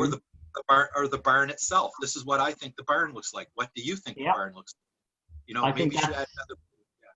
I think that those maps, they are a part of the barn, and Price wrote make a schedule, and that's the thing. You know, we could have like a schedule that on Saturdays we work with the maps for, let's say, a Well, month or two. I think the maps are a tool, just like going to get a coffee. Yeah, It's not about the coffee, okay? of It's course. about it, Yeah, and I think Josh had a really good idea when he wanted to go and put on the website a chronology of all the videos, right? And you were going through and saying who the participants were. But how do we do that in the moment and not going back and doing it in the past? And how do we Yeah. prepare to make gems while we're doing it? And then then I we could bring have up a to. map. I could bring up a map and say, these are the gems from last week that I We have captured. to. Yeah, we have to write something straight And after then the what game. happens is, the magic is Glenn says, oh, can I have a link to your map? I have something to add. And then we're co-creating. It's not my Yeah. map. It's not my map. That's part of the misconceptions. It is my map now, but it wasn't intended to be. It's part of the failure. Yeah, right? I know exactly what you mean. It's not supposed to be your map. It's actually a map that's being co-created if we do it the right way. But everybody expects I'm just a reporter, and at the end of the meeting, I'm going to go around and hand out a copy to everybody. You know, what's wrong with that guy? He's not doing it right. It's like, no, nobody wants to join in because it's not aligned with what they're saying, and it'll Yeah. take them away from the message. And because a lot of times the message is like Alex was saying, it's just kind of in flow dynamic, and so you don't want to break someone's train of thought. No, But no, if it's I know, but that's a But if Thursday. it's always like that, then it's very difficult for the data butler to actually add to the map or to feedback. So there's So a what if balance. We what have to if we're agree. in the what if we're in the flow on Thursdays and Fridays maybe? Friday is a bit of a different, but it's a flow thing. And then on Saturdays we look over the maps. Well, I mean, it's just an I think example. the idea is, that would work. I think the idea is similar to the newsletter, almost identical. Like if Yeah, we're it is. if we are planning on having stuff on the map, if we're planning on having a summary, then plan on it. Yeah, And then it grows. Otherwise, it's just my thing in my lunchbox on my time in my kitchen. Right? exactly. And that's a waste of time for you and for us all. It's a wasted opportunity in a sense because It's not a waste. yeah, Not a not a not a total waste. waste, but it's It's not it what is I a- expected, and it's not as valuable as it could be. exactly not by far, not by far. I think without much effort, we could make a newsletter that's popular amongst the group, but with a little bit more effort, we could make a newsletter that goes viral. Maybe we could. I- Yeah, I do like the idea of having just a summary of being able to help align our messages, make the job easy. Data butler, make it easy to make a newsletter, make it easy for you to explain what it is you're up to in like a 2-minute thing. Maybe you can make a 5-minute thing. So make your own video. Keep making a video and don't come back to this meeting until you got the 5-minute video, because if you haven't been able to say what you have to say by now, you're not going to be able to. And I point my finger at myself too, right? So yeah. I need I people. think there are a lot we want to another- say.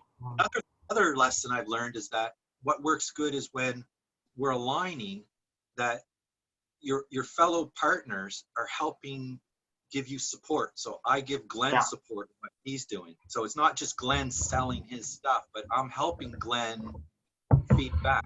So we have to, I think we have to highlight people. So maybe you could have a newsletter. Plus, I wanted to put Michael Joesefitz in the first newsletter, because he's got a message. He's got something interesting to say, that's very important. Stacy came with her own ideas and she wanted to do newsletter 1, and her and Sam got together and decided that Stacy's put a stake in the ground, that she's got this vision. And I tried to give some suggestions about, well, let's just do what Glenn's doing, just make a summary or whatever, and each person be responsible for their little piece, and let's just see if that works. I don't want to own it. I just want to contribute to it. And then Sam says, well, why don't you own the second newsletter? And I said, no, you didn't hear me. I don't want to own it. I just want to contribute to it. So Yeah, it just kind I of think, died. It just died in the water with over expectations. well, it died in the water because we didn't do it. I mean, it's simple to do. Well, It's just that one person can't own it. We have to have several people doing it, and we have to do it No, shortly after the video. One And page, I've got faith that Stacy could have done a great job. It just didn't get off on the right foot. Miscommunications, bad timing. Exactly. I don't know, but and but that's it what wasn't. that and It that wasn't you're what I was. Stacey And wants just a column. Stacey wants her own column in the newsletter, and so do I. So that's a start. yeah. So you know, That brings back the importance of psychology and sort of the softer elements of communicational finesse, one might say, which is a very crucial part of all this. I mean, that's what fucks it up every time for groups like us. It's the people start arguing about nothing. I and remind I think myself. but I remind myself often that even though I might have something I think is very interesting to say in a column or a newsletter, I've got to remind myself that I don't think many people are going to read this. I'm just hoping one person who matters will read it, and that could spark some interaction. Over. Yeah. I think it should happen more naturally, where you write your blog, you bring that information to the GCC, you write your blog again, and over a period of a few months, you get closer and closer to being a very well-aligned message. You get feedback from people. You keep writing that, and eventually, Glenn's going to say, I want to put your thing in the newsletter. You're not contributing it. Like you might say, you know, my summary is this, and you've got your little piece in the newsletter. But Glenn might come along and highlight you, or we might say, September is going to be, how do we all get on the same page together? And I think that's kind of what Alex's project is. How do we get on the same page? Like, well, first you have to define the page, but Yeah. And then Well, the editor. Go ahead. The editor's got the final say over what goes in the newsletter. So I think a round table of it. A group of editors on a round table would be better than one individual, hopefully. Yeah, Yeah. sure. But we don't know how it's going to work because it's a matter of volunteering. This is all volunteering, right? At this point, until we can make a credit system. And, like Glenn could go talk to some millionaire and he could say, you know what, this is an amazing group. I want to put $100,000 into this group. So all of a sudden, the person doing the newsletter is getting $100 a week. We don't need a credit system. We need a system to create the newsletters and have the conversations and keep it all on a really high level. That's the system we need. We don't need to add an extra layer of abstraction on top of it. That's just more complicated. That's your When but, value, well, when, it grows. yeah. It's optional. You could always add a level of abstraction on top of anything, but that's not essential here. The essential thing We've here got is tools. The tools we've got now that people are developing can monitor the value that we are putting in and out, the value we are taking out of the system, the value we are contributing to the system with our time and attention. And I think that's great because that gives us a system of values that we can count. You can use it, you can say it's mana or credits or tokens or hollow chain or whatever. But but that's secondary. But that's secondary. That's secondary. The machine That is fundamentally secondary. I mean, it's really artificial. to understand. Tokens, mana, rating points, all of that is that's like an add-on. That's a conceptual add-on, which what actually is. Well, I mean, you might use it, but it's not essential. What's essential is the process itself. It's the conversations themselves and the process afterwards and the actual process of creating the documents. That's what's going to create the value. And tokens, everyone can put tokens. No. Let me try to say it a little bit clearer. I can create a token out of thin air right now. I can create a cryptocurrency. Holochain is built around the idea of building your own custom currency for what it is you're doing. Like, how do you value the best possible world? When you get a bunch of people helping you work on that, you can figure out your own best possible world tokens. That's the idea. It's just a symbology to help measure. It's like a flashlight in the dark. That's all. It's not meant to be a game. But what I'm saying is that what you just said kind of is the middle of the game to me, Glenn. Like, how do we do all those things you said? Is like, once you get the idea and you know what problem you're trying to solve, then you get your pencil out and start to do what you were talking. I'm talking about before. What is it you're trying to do? Go get a word blog, press, write a 5-minute thing, do your 5-minute video. Then you can come to the table and say, I have something to contribute and this is my thing. And anybody who wants to help me can help me. I'm not excluding anybody. Or you might say, I'm looking for 5 people to help me and no more, because I only have so much time. Maybe end up with 6, maybe end up with 3, I don't know. But you define your game. And until you do that, we're not talking about really anything. Well, I'm far past that stage. I'm in the game. I'm playing my game. Well, I would like it now. I would like you to define it in a way that I could say, I know if I can help you or not. Okay, I'll define it. This is one of many definitions. Evolution of knowledge and understanding through conversation. That's the game. Evolution. So you're talking about, I could say, research and development of facts about a topic. Yeah, actually, many topics actually. So I'm saying to start your game where I could help you, you define your topic. It could be, for example, let's go out as a GCC and take 30% of our responsibility, personal responsibility, and put it into somebody else. Pick somebody. So I picked Michael Josefitz and Diane Kolak. Okay? Those are the 2 I picked for newsletter number 1. And I want to put my 30% into highlighting them in the newsletter. Okay? Sam is another one highlighting. Okay? I'm not even highlighting myself. So I'm missing out on that. I should be putting 70% into doing what I'm trying to do so that you can follow what I'm doing. But maybe this is, but maybe this is what you're about, highlighting others. I mean, maybe that is your thing in a sense. So no, I got some visions. I got some visions, but what I'm doing. Yeah, but it's a part of it. I'm going around in circles, saying the same thing over and over again, and expecting someone to hear me differently. Yeah, exactly. But I don't think we need to do that. I think what it's very specific what this group can do if for a micro agreement to have free flowing conversations a few days, and if we add questioning, it's going to be even better. Come up with the right attitude. That's a whole in the flow thing, and then just have one meeting every week where we go through the maps. And then the maps, it's the notes from the conversations, which has already then been created by the participants themselves.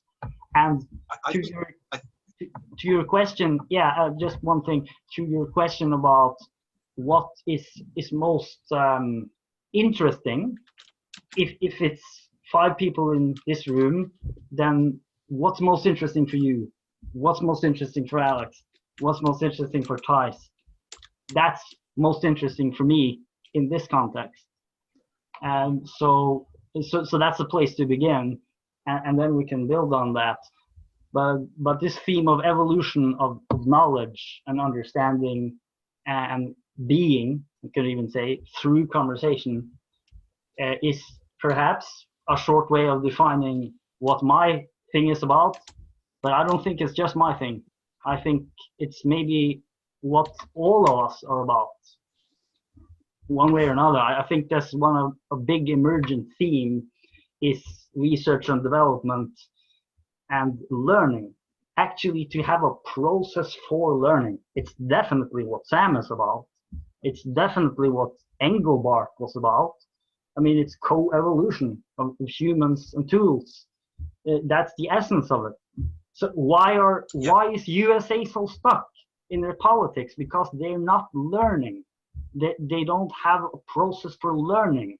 They don't have a real political conversation where they make progress, where they listen and build on one another's ideas. It's a bullshit conversation that's just on the surface. Well, that's just an example, but this is missing. It's a missing bit in the world today to have process of collective learning. And I think that's the essence of what GCC is about. Okay, well that's very interesting, the idea of adding on top of coexistence, collective learning. But I would just like to quickly state, and then pull back, that I think you went too wide when you start to put everybody, you know, what's the problem with the United States? Well, I think the problem generally is there's more problems than there's resources. And one of the biggest problems is trying to define what's better. You ask two different interest groups what's better, you might get the opposite answer. So exactly, but it's a freedom, problem freedom when to own your message. Freedom to own your message, what we have. So I'm saying have the responsibility to have a message first. Before you come, have a message. And if you don't have a message, tell people, I don't really have a message, I'm just listening. Yeah, thank you very much. Time for closure. So yeah, I would like to close out. Thanks, Ties, and say that this is my checkout. This is my takeaway. My takeaway is that we should have responsibility of our own messages. And if my message is found inside of a map currently, and that's what, you know, I should be working at ways to make the map more useful. So I have a few takeaways of things I've learned and how things could possibly be more useful. You've offered some ideas, Glenn, of how the map could be used more valuably. That may be true as well, but it's not the same thing I'm thinking of. I'm thinking of working in the flow. The map is no different than when you want to call somebody, you look up their phone number and you call them. It's now we could have a separate show that went through the maps. That could be interesting, but that would that's be what like I mean. Yeah, that would be an aside. That would be. That's what I mean. That's what I mean. That's an aside though. But I don't have an idea about how the map is supposed to be. Don't get me wrong. I didn't say anything about that. No, I'm saying it does. It's about work on the maps. Profile. I'm checking out, Glenn. I'm checking out. Yeah. Well, anyway, this was really productive. I think we solved just about the whole barn racing issue today. Actually, it's very specific. Well, I don't know, but I would like to see that we actually be able to have takeaways to put into a newsletter, basically a summary document. Newsletter might be a little presumptuous, and look at ways of having responsibility to make our own messages clear and defining our boundaries of how we work with people. That's what we were doing with the behavioral thing. So Sam has really placed a lot of things in front of us that we can use. I think it's us to take the responsibility to carry our message forward in a clear way and hone it. Okay. So should we do that today with this one? That we each write something down? Yeah, so I've been saying the same thing for months now. It's the same message. It's the same message. And it comes to the fact that I'm trying to find my way and help other people find their way. And the best way is for you to be clear about what you're trying to say. And so we help each other become clear in finding our main topic for you and main topic for Alex, main topic for me.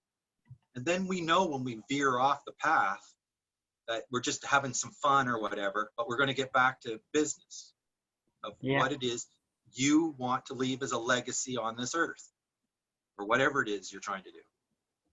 Because you can waste a lot of time being interested in everything. Of course, yeah. Yeah, that's what I'm trying to say. We could write a little takeaway, perhaps, and we could put that in Trello because that's what we're using. Could be moved anywhere later, but that would be specific. because I think today was incredibly constructive. We really nailed it today. I think. I'm done. I would really I'm- like to see, I'd like to see Joshua, Tammy, and Doug and Sam. I think those are the ones that have contributed the most as far as putting things forward. And see them continue to try to shape where we're going, because it's been, I think those people have all given me value to get me closer to what I'm trying to do. Everybody's helped, but I think it's important that these people have offered an awful lot of ideas that we haven't, I think, followed through on. Like, Yeah. I really think Sam has asked us to do some things. The newsletter is kind of like a test, but the real work is what Sam's talking about, and what Doug's talking about, and what, you know, Tammy was talking about. And how do we bring that out in our own work? Okay. I think that's kind of it, because and it makes them very frustrated. It makes Tammy frustrated. It makes Josh frustrated. It makes, you know, I haven't seen a lot of frustration out of Doug, but I'm sure it's there, right? Doug is I know working. I'm frustrated. Doug is doing it. He's not preparing. He's doing it. He's doing his thing. He's got all the wheels running. And Well, what Tammy do you think? What do you think Doug's doing? doing lots of stuff. He's working with that guy in New Zealand. He's writing a book that he's finishing. Tammy is cooperating with Michael Josefovich and Harry, obviously. We- So we there's need to lots of highlight stuff happening. Yeah, we need to highlight it. And there's lots of stuff happening. And I'll say one thing I'll do. I'll create a folder in Trello, which I'll just call Takeaways Saturday, 3rd of August. That's a good name, isn't it? And then I'll write my takeaways, and everyone's invited to write their takeaways based on what we've talked about today. But I think this has been actually a really great barn racing meeting, because we've In that some case, very specific things. why don't you call it, instead of calling it just with the date and takeaway, call it a great takeaway? Then people will be more inclined to click on it and look at it. Great I just call it highlights. highlights. Yeah, that's a good name too. Highlights. And Yeah. and that's what I want to do. I want to highlight Doug. I want to highlight Sam and Joshua and the people who are actually putting in vision that seems to resonate, and I can understand what they're saying and what I can contribute. Other people, I want to work with them so that I can learn to do that with them. But Sam is very practiced in his message, right? Joshua is very practiced in his message. I'm kind of just general because I'm just a tool, right? I'm a tool.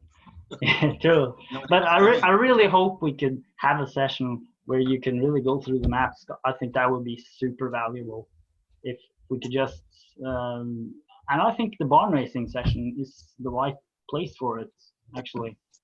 Because yeah, I think so too. And I'd like to go back to where I left off 5-6 months ago, going through Sam's workflow maps, actually. yeah, sure. Do it, you know? You know, And then create a map on the fly. and then you could pull up my map, and you could see where I am sort of like, you know, I'm more like my maps are more like, you know, land maps, where you could click on here and go to Sam's thing, or click here and go to your thing. So whatever it is, you know, for ties, if you go to my place for ties on my map, it should take you to his new blog. Because when I mentioned that to Ties, he said, yes, that's what I'm going to do, because I need to get my message clear. That should ring true for all of us. Yes, definitely. You could even have a map for each person, just with a Well, name. not so much a map, but a place the map can point to. Yeah. Well, anyway, I know you got work to do there, but this was great, guys, and I'll just create that folder, highlights, and I'll write some. I didn't hear Alex check out. Yeah, Alex, do you have some wise closing words? Save the chat if you want to see that link I posted about the game and probable, the name of it, unforeseen incidents. So the link there, it's just a trailer. It's a trailer for the game. But Yeah, and thanks for Thais has done a great job today in the chat. It's written down a lot of stuff. So he's taken the role of data butler, and that's also Hopefully very by valuable. Christmas. Hopefully by Christmas we'll have some good celebrations of success. Absolutely, I think so. A few months ought to do. Yeah, I mean, progress is happening. There's no question about it in my mind. So yeah. Well, anyway, Yeah. I think I'll take the day for now, but I'll make that folder in Trello. So just write down some idea, some thoughts. So yeah. How do you find folders in Trello? Well, fine. I think you can just create it. It's on the. When I load Trello up, I can't find anything. I've got to reconfigure the way it displays the cards. Well, yeah, you can search in Trello and filter by things. That makes it real interesting. Like you can search for all the things you put in, and searching by tags I think is important. We can make any tags we want. So you can tag something and get back to it. But yeah, I think that's another thing we could suggest as a takeaway, Glenn. That maybe at the beginning of the barn raising session, we take 15 minutes and focus on a place in Trello and maybe answer some questions about how you use Trello and show people how we can filter down to the data and, just put a little bit of time into that. So our use of Trello gets better and better. Trello is just one tool. It's good enough. I need the help. The help file should help me, show me the hotkeys function because I don't know how to navigate Trello. Over. Yeah, I spent some time showing Thais how to navigate and actually was teaching myself at the same time. So yeah. Yeah. I think then that we would be good. should do that. Yeah, just have a short introduction. So yeah. As long as we have one place, you know what? Anything. We could plan some time if it's necessary to do a little how-to video on using the barn raising Trello. Yeah. Like artifact. We should think about things that are valuable, right? Absolutely. Yeah. Yeah. So, Well. And I think we did that. I think Sam did that when we first started doing Trello. So can we go back and find that gem where we've already done this, right? So that's the point. Yeah. It's already quite a bit of stuff in Trello. So, but I mean. Well, but you went over how to use Trello at the very beginning. We went over how to use it. Yeah. Like that's right. Yeah. Could Alex go find that video right now and watch it? Probably not. Exactly. Yeah. That's a typical example of something that should be easily available. I found it really hard to locate the videos. I think it would make it easier if we say what we want to say and then harvest it out as we go. That's aligning our message. Yeah. Well. Same story every time. Yeah, exactly. So hopefully one can refine it over time, and that requires work in the flow. Yeah, work in the flow. The conversation should be in the flow, and we should, we should just really be present and thinking and responding and questioning, and that's when the really interesting stuff happens. So yeah. And anyway, we can make a lot more room for people when we know what they're going to say, right? Like absolutely, if you have expectations. And I find that have questions too, perhaps. If like the barn raising was an example where we were expecting to listen to somebody for a long time, right? So it wasn't imposing, right? So if we have expectations of what we're going to do, it makes it a lot easier to stick to it. Yes, exactly. Yeah, that's why I think we should have a session for the maps where we actually expect. Now we're gonna go through the maps and go through the whole shebang because we got so much material on the backlog now. I've noticed that people don't like talking to somebody who knows everything, because a person who knows everything can learn nothing new. Yeah. Yeah, there's personalities you got to watch out for. There's egos and stuff. But I think if you stick to what your goals are, you know, we have to find ways to work with people. Some people, you know, I don't want to. We gotta have an open mind, you know. Gotta have an Yeah. open mind. In Some these people are conversations. difficult to work with. Some people are difficult to work with. That's just the way it is. And through micro agreements and alignment, you end up working with them or not. That's just the way that goes. Yeah. Yeah. Well, I'll be going. I know you guys are got stuff up there, but thanks for today. And yeah, I'll just write that little note and travel. So see you later. All right. Sorry I didn't see Sam. We'll see you next time, Sam. Yeah. See you next time.